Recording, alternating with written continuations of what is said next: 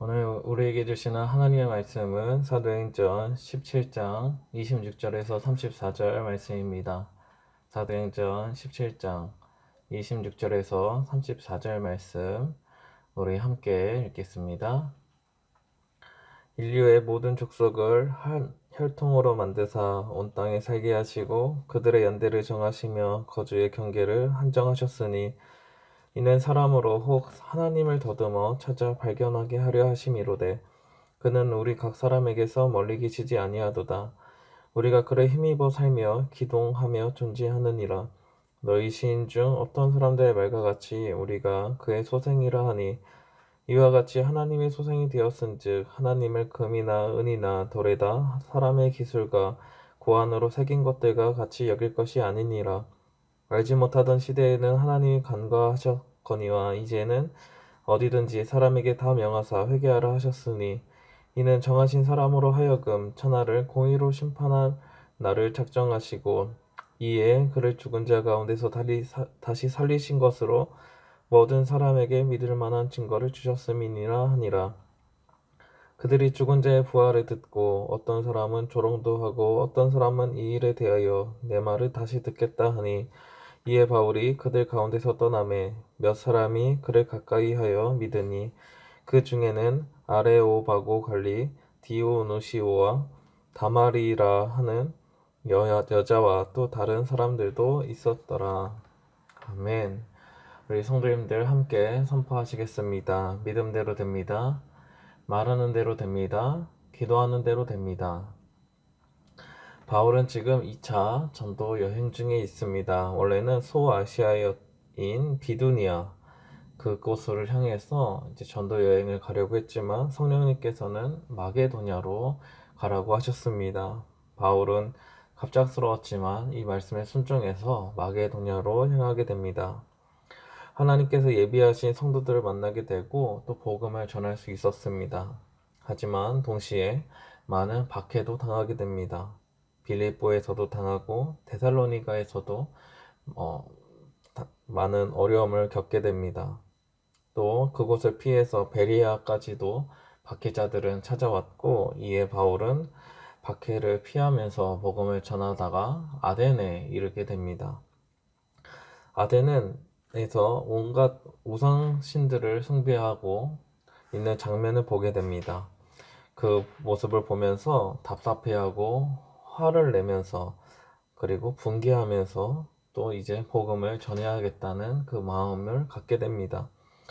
저번 주 설교에 이어서 이제 하나님을 소개하고 있는 장면이 이어지고 있습니다. 오늘 본문에서는 하나님은 사람을 통치하시는 분, 또 온 세상을 다스리시는 분으로 소개하고 있습니다. 26절을 함께 읽겠습니다. 인류의 모든 족속을 한 혈통으로 만드사 온 땅에 살게 하시고 그들의 연대를 정하시며 거주의 경계를 한정하셨으니 하나님께서는 인류를 한 혈통으로 만드십니다. 아담과 하와를 통해서 한 혈통을 갖게 하십니다. 그리고 온 땅에 나아가게 됩니다. 창세기 말씀을 보시면 우리에게도 너무나 익숙한 말씀을 볼 수가 있습니다. 하나님께서 아담과 하와에게 주셨던 복입니다. 번성하고 땅을 정복하라는 말씀입니다. 단순히 그 말씀으로 지나갈 수도 있겠지만 이것은 하나님께서 주신 놀라운 은혜이고 복입니다. 번성할 수 있다는 것은 무엇입니까? 부부를 통해서 새 생명을 낳을 수 있는 특권을 허락해 주신 것입니다. 창조는 하나님의 영역입니다. 그러면 하나님께서 그냥 모든 것을 창조하실 수 있었지만 하나님께서는 이러한 창조를 맛보게 할 수 있도록 부부를 통해서 새 생명을 낳게 하시는 것입니다. 더 나아가서 사람이 살 수 있는 환경도 미리 만들어 주셨습니다.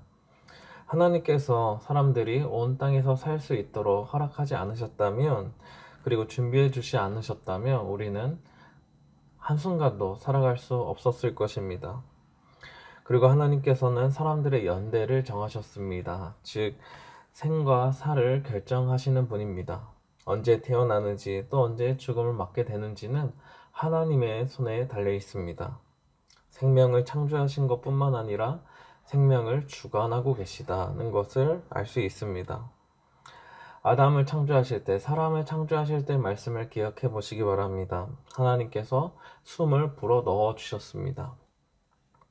그때부터 사람은 숨을 쉬며 살아가게 됩니다. 놀라운 사실이 있다면 우리의 호흡은 우리의 의지로 완전히 제어가 되지 않습니다. 숨을 스스로 참는다고 해도 오랫동안 참을 수가 없습니다. 또 잠을 자는 동안에는 우리 몸이 알아서 호흡을 하게 만듭니다. 또 우리가 인생을 마감하는 순간, 즉 숨이 멈춰지는 그 순간이 올 때 우리가 아무리 숨을 쉬려고 힘을 쓰고 노력을 해봐도 결국 그 숨은 멈추게 될 때가 있습니다. 생을 마감하게 되는 것입니다.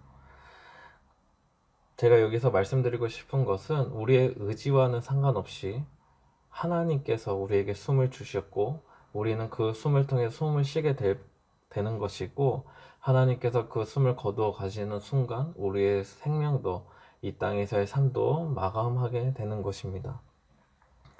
역시 우리의 호흡도 하나님의 손에 달려 있구나, 하나님의 그 주권 아래 있음을 우리는 알고 또 믿고 있습니다. 또 하나님께서는 거주의 경계를 한정하셨습니다. 이것을 좀 넓게 생각해 보시면 각 나라의 경계를 정하셨다고 생각해 볼 수도 있고, 또 나라의 흥망성쇠를 주관하고 계시다는 것을 생각해 볼 수 있습니다. 사람들의 경계는 사람들의 공동체의 경계가 되고 그것은 결국 나라로 발전하게 됩니다. 그래서 어떤 나라들은 흥하여지고 그래서 그 경계가 넓어지기도 하고, 어떨 때는 그 나라가 망하기도 하고 또 쇠약해져서 영토가 줄어들기도 합니다. 또 다니엘서에서도 보면 이제 바벨론과 페르시아, 또 먼 훗날에 있는 헬라와 로마 제국까지 예언되어 있는 말씀을 우리는 볼 수 있습니다. 그 말씀을 통해서 우리가 알 수 있는 것은 하나님께서는 그 나라들을 주관하고 계시고 다스리시는 진정한 왕이라는 사실을 알게 됩니다. 다니엘서에서 예언한 말씀은 실제로 그대로 이루어졌고 하나님은 살아서 역사하신다는 사실 또한 오늘 우리는 알게 됩니다. 아무리 큰 나라라 할지라도, 아무리 강한 힘을 가진 나라였다 할지라도 하나님의 주권 아래서 흥망성쇠하는 모습을 우리는 쉽게 볼 수 있습니다. 그래서 우리는 26절의 말씀을 통해서 하나님께서는 이 세상의 모든 것들을 창조하셨을 뿐만 아니라 우리 사람들에게 복을 주시고 또 나라의 흥망성쇠도 주관하고 계신다는 사실을 알게 됩니다. 결국 바울이 지금 아덴 사람들에게 하나님을 소개하고 있는데요. 어떠한 모습을 소개하고 있냐면 하나님께서는 창조주이시고 또 섭리하고 계시다는 것입니다. 하나님께서 섭리하시고 우리를 만드셨다는 것은 또 어떤 의미가 있냐면 우리가 하나님을 알 수 있고 하나님과 교제를 할 수 있다는 것을 알게 됩니다. 다르게 표현하면 하나님께서는 창조하시고 섭리하시는 것을 통해서 자신을 계시해 주셨습니다. 우리에게 알려주신 것입니다. 하나님의 창조와 섭리는 일반 계시라고 표현합니다. 계시라는 것은 하나님께서 자신을 나타내셨다, 우리에게 보여주셨다라는 의미가 담겨 있습니다. 하나님께서 만약 계시하지 않으셨다면 우리는 하나님을 알 수가 없습니다. 하나님께서는 무한하신 존재시고 우리는 유한한 존재이기 때문에 하나님과 우리 사이 그 만날 수 있는 강이 너무나 넓고 무한한 강이 흐르고 있습니다. 그러하기에 우리는 그 무한한 강을 유한한 우리가 건너갈 수가 없기 때문에 하나님을 알 수 없습니다. 그래서 하나님께서는 창조하시고 또 섭리하심을 통해서 우리들에게 하나님 자신을 늘 보여주시고 계시해 주셨습니다. 이러한 것들을 통해서 우리는 하나님을 발견할 수 있고 하나님을 찾아갈 수 있습니다. 27절과 28절을 함께 읽겠습니다. 이는 사람으로 혹 하나님을 더듬어 찾아 발견하게 하려 하심이로되 그는 우리 각 사람에게서 멀리 계시지 아니하도다. 우리가 그를 힘입어 살며 기동하며 존재하느니라. 너희 시인 중 어떤 사람들의 말과 같이 우리가 그의 소생이라 하니. 그런데 하나님께서 우리에게 계시를 다 해주신다 해도, 하나님의 모든 것을 우리에게 보여주신다고 해도 우리는 사실 모든 것을 받아들이거나 이해할 수는 없습니다. 그럼에도 계시를 통해서 우리는 하나님이 어떠한 분이신지, 하나님이 어떠한 일을 하시는지는 조금씩 알 수 있고 더듬어서 찾아볼 수 있다고 또 말씀은 기록했습니다. 그런데 문제가 생깁니다. 그것은 바로 죄의 문제입니다. 죄가 이 세상에 들어오고 우리 사람은 전적으로 타락하게 됩니다. 우리 사람이 가지고 있던 모든 기능은 망가지고 부패하게 됩니다. 그래서 하나님께서는 우리에게 창조와 섭리라는 그 일반 계시를 늘 보여주고 계시지만 우리는 그것을 통해서 하나님을 찾아갈 수 없게 됩니다. 하나님께서는 살아서 역사하심에도 불구하고 우리는 하나님이 아닌 다른 것들을 하나님인 것처럼 생각하고 섬기게 되는 것입니다. 그게 바로 무엇입니까? 우상 숭배에 빠지게 되는 것입니다. 그래서 아덴 사람들처럼 또 우리나라의 과거에 어떤 모든 나라에도 토속신앙, 민간신앙이 있고 그러한 것들은 결국 어떠한 형체를 금이나 은으로 만들기도 하고 어떠한 큰 돌이나 어떠한 나무나 그런 것들을 새겨서 그런 것들을 섬기고 하나님처럼 믿게 되는 것입니다. 특별한 신전을 세우기도 하고 또 어떤 제단을 만들기도 합니다. 결국 우리의 죄로 인해서 어리석음에 빠진 우리를 불쌍히 여기시고 하나님께서는 일반 계시가 아닌 특별한 계시를 내려주십니다. 그것이 바로 신구약 성경 말씀이고 완전한 계시, 즉 하나님을 온전히 보여주실 수 있는 예수님이 직접 이 땅에 오셔서 우리에게 하나님을 보여주셨습니다. 즉 예수님은 하나님의 완전한 계시이십니다.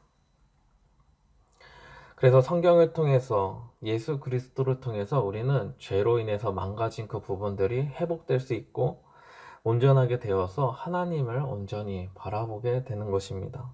우상을 버리고 하나님을 섬기게 되고 이게 죄로부터 우리를 구원하셨구나, 그 구원의 감격을 우리의 삶 가운데서 맛볼 수 있게 됩니다. 그때 우리에게 무슨 일이 생기냐면 하나님이 만드신 이 세상과 또 하나님께서 오늘도 살아서 역사하시고 섭리하신다는 그 은혜가 우리의 삶 가운데서 느껴지기 시작합니다.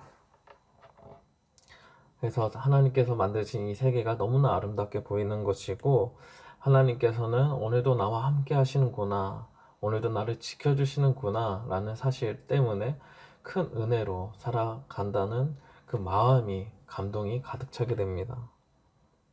그러하기에 우리에게는, 모든 사람들에게는 복음이 필요합니다. 예수 그리스도의 십자가의 은혜, 또 부활하신 그 은혜를 통해서 우리를 죄로부터 건져 주시기 때문입니다. 우리는 이 말씀이 참된 진리임을 인정하고 있습니다. 그런데 바울이 지금 아덴 사람들에게 복음을 전할 때 어떤 말씀을 전하고 있습니까? 처음부터 예수 그리스도의 십자가와 부활을 전하고 있는 것이 아닙니다. 성경 말씀을 보여주면서 아덴 사람들에게 예수님을 믿어라 이렇게 전하고 있지 않습니다. 먼저 하나님을 소개하고 있었습니다. 하나님의 창조하심과 섭리를 말하고 있었습니다. 즉 어떠한 신적인 존재를 먼저 소개하고 있습니다. 이것은 바울의 전도 전략입니다. 그리고 그들의 접촉점을 어떻게든 만들려고 하는 바울의 모습이 담겨 있습니다. 아덴 사람들은 그들의 특징이 무엇입니까? 범사에 종교심이 많았다고 기록되어 있습니다. 그러니까 범사, 모든 것들에 종교심이 있다는 것은 그러한 것들에 신적인 어떠한 능력이 깃들어 있다고 생각하고 그거를 다 신적인 어떠한 그 존재가 있는 것처럼 생각하고 우상화를 했던 것입니다. 즉 늘 신의 존재에 대해서 관심을 갖고 있었고 그들은 그것들에 대해서 연구를 하고 생각했던 사람들이었습니다. 그래서 바울은 그러한 모습을 통해서 하나님을 어떤 그런 신적인 존재로 지금 소개하고 있습니다. 반면 회당에 가서 복음을 전할 때는 어떻게 했습니까? 회당은 유대인들이 모여 있는 곳입니다. 구약 성경을 너무나도 잘 알고 있는 사람들입니다. 그러하기에 바울은 구약 성경을 펼쳐서 그 안에 담겨져 있는 예수 그리스도, 그 안에 담겨져 있는 복음을 전했습니다. 이미 하나님의 존재를 알고 있고 하나님께서 창조하시고 섭리하신다는 사실을 알고 있는 유대인들에게는 하나님을 소개하기보단 예수 그리스도가 곧 메시아이고 하나님이 약속해 주신 구원자라는 사실을 증거했던 것입니다. 그러니까 바울은 전도를 할 때 대상이 어떠한 사람들인지를 파악을 했고 그 대상이 가지고 있는 관심사를 통해서 그들의 흥미를 유도해냈습니다. 만약 성경을 하나도 모르는 아덴 사람들에게 구약 성경을 보여주면서 예수 그리스도가 있습니다. 예수 그리스도가 즉 이 예언서에서 예언한 그 구원자입니다 라고 처음부터 이야기를 했다면 그 사람들은 흥미를 가지지 않았을 수도 있습니다.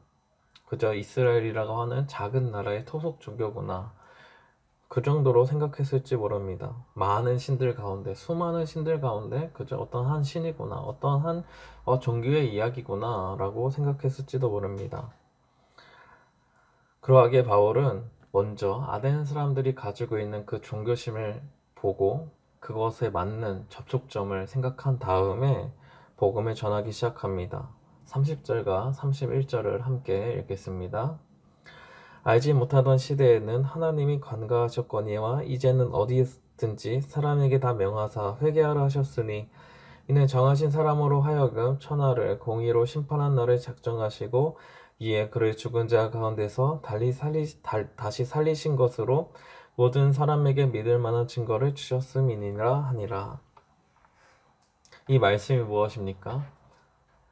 전에는 관가하셨지만 이제는 하나님께서는 명하셔서 복음을 전하게 하시고 모든 사람들이 그 복음을 듣고 회개하도록 만드셨다는 것입니다. 하나님께서는 정하신 날에 심판을 작정하십니다. 그리고 예수 그리스도의 십자가와 부활을 통해서 모든 사람들에게 믿을 만한 증거를 주셨다고 바울은 설명하고 있습니다. 십자가에서 우리 죄를 대신하여 죽으시고 3일 만에 다시 살아나신 예수 그리스도를 믿어야 우리가 그 아덴 사람들이 죄로부터 건짐을 받게 될 것이고 회개하여 하나님 나라에 갈 수 있다는 이러한 복음의 메시지를 이제 전하기 시작합니다. 그들의 관심사를 살피고 그들의 흥미를 유도하기 위해서 하나님이라는 어떤 신적인 존재를 먼저 설명했습니다. 그렇다고 해서 복음을 변질시키고 그들이 받아들일 수 있는 내용만 전하고 마친 것이 아닙니다. 먼저 하나님을 소개한 뒤에 복음의 핵심을 전하기 시작합니다. 하나님을 잘못 깨달았습니다. 너희들은 그 우상은 결국 하나님을 잘못 깨달아서 만든 우상일 뿐입니다. 그것으로는 구원에 이르지 못하고 참된 진리를 알 수 없습니다. 이렇게 말하기 시작하는 것입니다. 오직 예수 그리스도를 믿어야만 구원에 이룰 수 있다는 진리를 지금 분명히 말하고 있습니다. 복음의 메시지에는 어떠한 타협이나 변질이 없었습니다. 바울은 아주 당당했고 담대히 선포했습니다. 한번 생각해 보시기 바랍니다. 아덴이라고 하는 지역, 어떻게 이렇게 당당할 수 있었을까요? 저라면 아주 조심스럽게 표현했을 것 같습니다. 회개하라, 심판이 있다, 어떤 부활이 있다, 이러한 이야기는 꺼내지 않았을지도 모릅니다. 아덴 사람들이 듣기 좋은 말, 그들의 마음을 즐겁게 해주는 말로 그저 복음을 전했다고 생각했을지도 모릅니다. 처음 가보는 지역입니다. 또 처음 만나는 사람들입니다. 그들에게 복음을 있는 그대로 전한다는 것은 사실 큰 용기가 필요한 것입니다. 그럼에도 바울은 어떻게 담대하게 복음을 전할 수 있었을까요? 로마서 1장 16절을 함께 읽겠습니다. 내가 복음을 부끄러워하지 아니하노니 이 복음은 모든 믿는 자에게 구원을 주시는 하나님의 능력이 됨이라. 먼저는 유대인에게요 그리고 헬라인에게로다. 바울은 복음을 부끄러워하지 않았기 때문입니다. 왜냐하면 복음에는 모든 믿는 자들을 헬라인이든지 유대인이든지 그 민족에 차별을 두지 않으시고 믿는 자들에게 구원을 주신 하나님의 능력이 담겨 있기 때문입니다. 하나님께서 구원하시고자 한다면 그 누구라 할지라도 구원하실 수 있는 그 사실을 믿었기 때문입니다. 더 나아가서 복음이 아니고서는 그 세상의 어떠한 철학과 학문으로도 그 어떠한 선한 행실이 있다 할지라도 죄인을 구원할 수 없기에 바울은 그렇게 당당하게 그리고 분명하게 복음을 전했던 것입니다. 교회를 핍박하고 믿는 자들을 잡으려고 다녔던 바울 자신도 복음의 능력을 경험했기에 당당하게 복음을 전할 수 있었던 것입니다. 나 같은 바울, 나 같은 교회 핍박자였던 바울도 변화시키셨는데 다른 사람이라도 이 복음의 말씀을 처음 듣는 이방인이라 할지라도 충분히 변화시키실 수 있고 구원하실 수 있다는 그 믿음이 바울의 마음 가운데 차 있었기 때문입니다. 그래서 그 믿음으로 복음을 선포하자 어떠한 일이 일어났습니까? 32절부터 34절을 함께 읽겠습니다.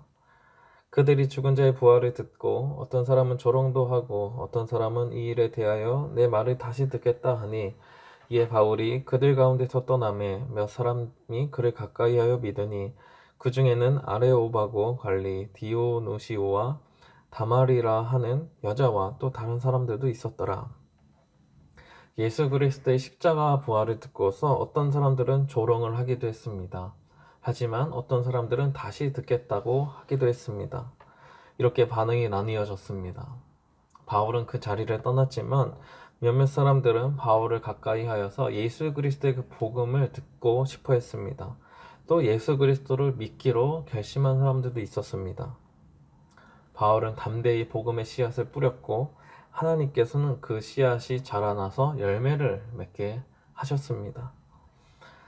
사랑하는 성도 여러분, 요즘 코로나로 인해서 복음을 전하기가 참 어려운 시대가 된 것 같습니다. 교회의 이미지도 많이 나빠졌고 교회에 나오라고 하고 예수님 믿자고 하는 이야기를 꺼내는 것조차도 거의 불가능해진 것은 아닌가라는 생각이 들기도 합니다. 마치 코로나가 복음을 꺾어버린 것처럼 복음을 땅에 묻어버린 것처럼 느껴지기도 합니다. 정말 복음이 힘을 잃어버린 것일까요? 정말 복음은 이제 더 이상 전할 수 없는 것이 되어버린 걸까요? 복음에는 하나님의 능력이 담겨 있습니다. 그 어떤 상황이라 할지라도 그 어떤 어려움이 닥쳐온다 할지라도 복음은 빛을 잃은 적이 한 번도 없고 늘 언제나 밝히 빛이 났습니다. 복음은 바울이 전한 시대뿐만 아니라 사실 어느 시대에서도 배척을 받아왔습니다. 환영을 받은 적이 거의 없었습니다. 그럼에도 복음을 통해서 예수 그리스도를 믿는 자들은 날마다 일어났고 오늘날까지 이어지게 됩니다. 이 세상을 창조하시고 섭리하시는 그 하나님의 능력이 담겨 있습니다. 죄로부터 건지시는 놀라운 하나님의 은혜가 복음 안에 담겨 있습니다. 그러하기에 이 복음이 코로나라는 질병 앞에 굴복하겠습니까? 그러한 일은 없습니다. 과거에도 없었고 앞으로도 없을 것입니다. 복음은 늘 빛나고 있고 복음은 지금도 전해지고 있고 지금도 역사하고 있습니다.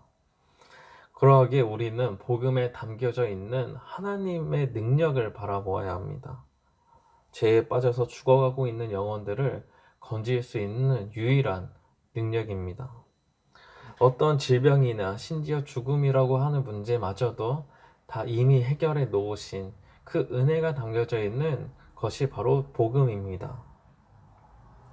우리는 이 사실을 온전히 바라봐야 하고 믿어야 합니다. 오늘날에도 복음이 필요하기 때문입니다. 코로나라는 질병으로 인해서 고통받고 있는 자들이 많이 있습니다. 좌절하고 쓰러져 있는 자들이 많이 있습니다. 그들에게 복음이 필요합니다. 복음만이 그들에게 유일한 소망을 줄 수 있습니다. 코로나 시대를 맞이해서 우리 믿는 자들은 통찰력을 가져야 합니다. 그것은 이 세상의 것들로는 사람들에게 소망을 줄 수 없다는 것입니다. 정부와 의료진들의 수고는 많지만, 너무나 감사하지만 그것으로는 사실 한계가 있습니다. 백신으로도 그 소망을 우리에게 온전히 줄 수 없습니다. 부작용이 걱정되기도 하고 백신의 그 수급이 우리는 두려움으로 다가오기도 합니다. 그 무엇으로도 이 시대에 소망을 줄 수 없습니다. 물질이라 할지라도, 보조금을 아무리 준다 해도 이 코로나라는 질병 앞에서 우리는 너무나 무능력하고 무기력해질 뿐입니다. 경제는 흔들리고 사람들은 주식만 바라보게 되는 이러한 현실에 우리는 갇혀 있을 뿐입니다. 꿈이라는 것을 꿈꿀 수도 없고 앞으로 우리 앞날이 좋아질 것이라는 소망도 품을 수 없는 이 시대 가운데 복음은 더 빛나고 있습니다. 어두우면 어두울수록 예수 그리스도의 그 복음은 더 빛이 나고 있습니다. 우리에게 유일한 소망이 그리스도라는 사실을 믿고 계십니까? 그 소망, 그 믿음을 어려움에 빠져 있는 자들, 좌절하고 쓰러져 있는 자들에게도 당당하게, 담대히 전해야 합니다. 어떻게 전할 수 있습니까? 우리의 말뿐만 아니라 우리의 삶을 통해서 그들에게 전달되어야 합니다. 어떤 어려움이 닥쳐와도, 어떤 힘든 일이 우리를 힘들게 한다 할지라도 언제나 우리는 행복을 놓치지 않고 웃을 수 있는 그 모습을 통해 우리는 그들에게 복음을 전할 수 있습니다. 소망이 없는 이 시대 가운데 우리가 유일한 소망을 전할 수 있습니다. 이를 위해 우리를 오늘 남겨두신 것입니다. 그들의 감심사를 살피고 그들의 마음을 잘 돌아보면 분명 복음을 전할 수 있는 기회가 찾아올 것입니다.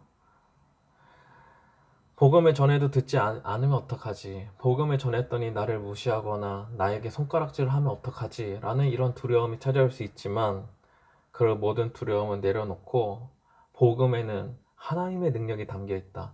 복음에는 모든 믿는 자들을 구원하시는 놀라운 은혜가 담겨 있다. 라는 사실을 믿어야 합니다. 우리의 입술을 통해서 전해지는 복음은 우리의 능력에 따라 달려있지 않습니다. 우리의 능력은 늘 부족하고 늘 연약할 뿐입니다. 그럼에도 우리가 복음을 전할 때 그 복음이 열매를 맺게 되는 것은 그 안에 하나님의 능력이 담겨 있기 때문입니다. 우리는 그 능력을 그저 전할 뿐입니다. 이 어려운 시대의 일만큼 그 어려운 자들의 마음을 살피시고 그 마음에 유일한 빛을 비춰주시는 그 예수 그리스도의 은혜를 담대히 전하시는 우리 저와 성도님들 되시길 기도드립니다. 함께 기도하시겠습니다. 하나님 아버지, 너무나 힘들고 어려운 시기가 지속되고 있습니다.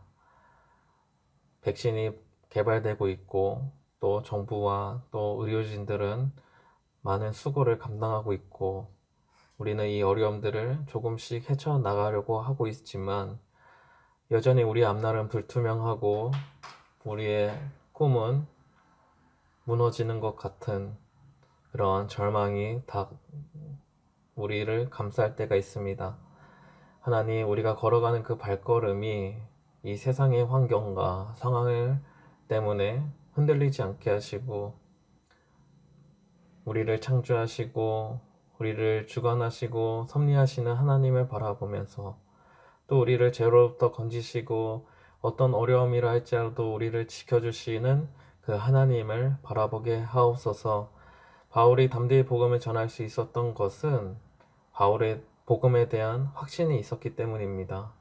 하나님의 능력을 바라보았기 때문입니다. 오늘날 복음을 전하기가 어려운 시대라 하지만 저희들 삶을 통해서 저희들의 입술을 통해서 하나님의 능력을 전하게 하게 하옵소서. 이 세상의 유일한 소망 되시는 예수 그리스도를 전하게 하옵소서. 코로나라는 이 어려움 속에서 더 빛이 나는 그 복음을 전하게 하시고, 그 만날 복음을 들어야 되는 자들을 만나게 하시고, 그들의 마음을 살피고 돌아보게 하셔서 복음을 적절히 하나님의 능력을 담아서 전할 수 있도록 우리에게 지혜를 더하여 주시고 분별력과 통찰력을 더하여 주옵소서. 이 어려운 시대에 우리가 유일한 소망이 되길 원합니다. 교회가 그리스도를 전함으로 하나님의 능력이 임하는, 하나님의 구원이 나타나는 이 시대 가운데 빛이 드러나는 우리 교회가 되게 하옵시고, 우리 성도들을 붙들어 주옵소서. 오늘도 복음으로 살아가고자 결단하고 복음을 전하기로 결심한 우리 모든 성도님들을 붙들어 주시고, 이 코로나도 어서 잠재워 주시고, 모든 것들이 회복되고 복음도 온전히 전할 수 있도록 주님 인도하여 주옵소서. 예수님의 이름으로 기도드립니다. 아멘.